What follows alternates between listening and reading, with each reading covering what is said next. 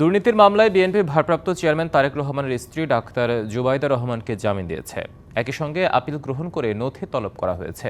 বুধবার বিচারপতি মোহাম্মদ খসরুজ্জামানের হাইকোর্টের একক নতুন বেঞ্চ এই আদেশ দেয়। এর আগে মঙ্গলবার জুবাইদা রহমানের 587 দিনের বিলম্ব মওকুফ করে আপিল অনুমতি দেয় হাইকোর্ট।